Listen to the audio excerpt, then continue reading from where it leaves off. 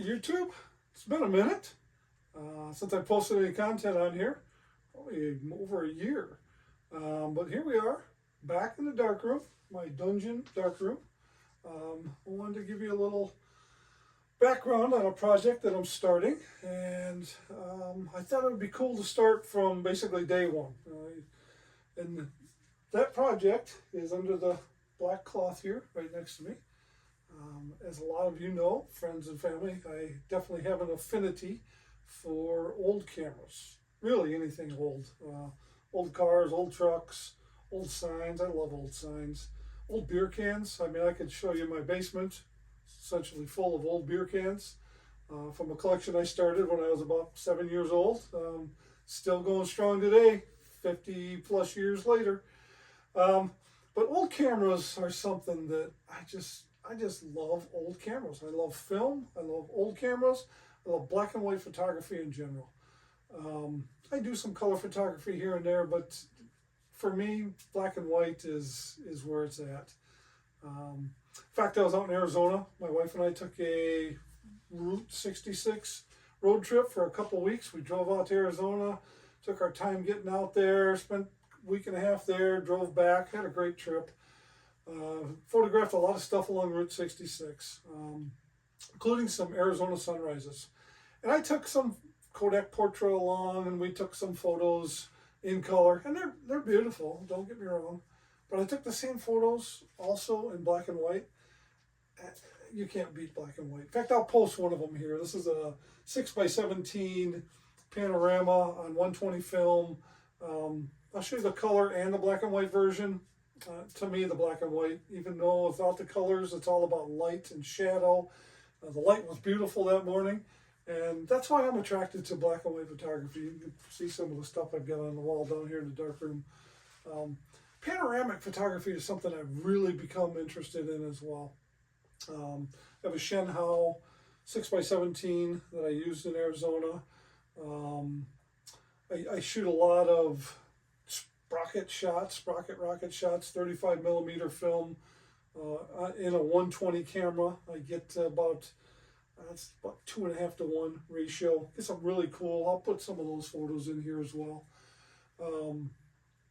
Infrared film. I just love black and white. Black and white is just amazing. This is an infrared shot I took at Beckman Mill a couple years ago. I enlarged it to 16x20. But man, just panoramic photos in general are something that I just absolutely love. I love the format, wide, narrow, height. They speak to me. And I've been interested in this camera for a long time.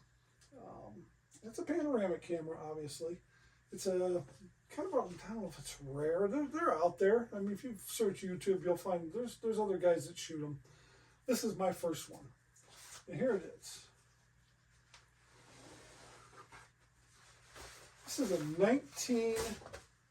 somewhere between 1919 and 1930 was when this camera was made. I haven't exactly traced down the serial number yet, but I do know that this is a Kodak Cirkut outfit, number 8. Means it shoots 8-inch high film, and it's panoramic. And the way it shoots it is unique in that the camera moves.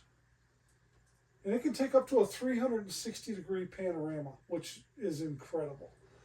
This thing was built in the 1920s. I mean, look at the craftsmanship and the durability. This thing was built so well. 100 plus years later, here it is. It's still here.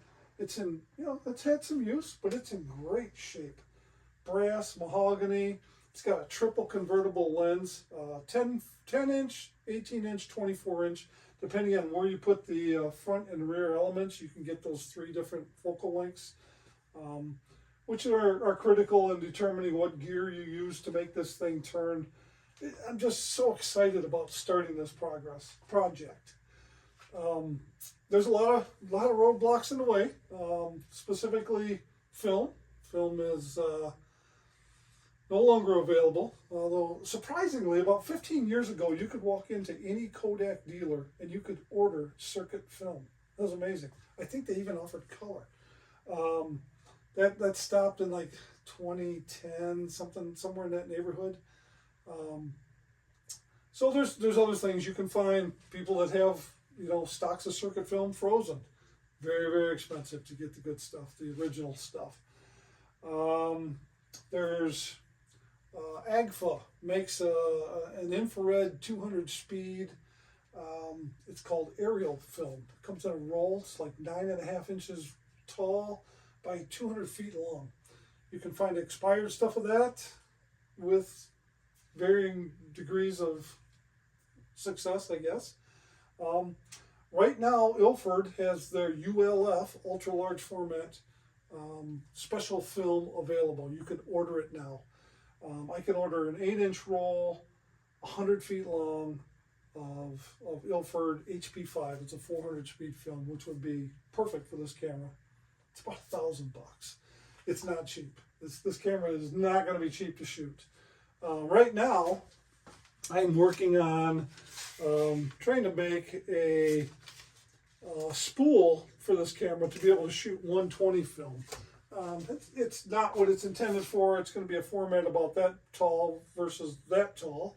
But I wanted to use some readily available film to check it for light leaks, etc. before I start putting in some really expensive film into the camera. So just getting started here. The camera came in a couple days ago. I've cleaned it up. I've been playing around with it a little bit.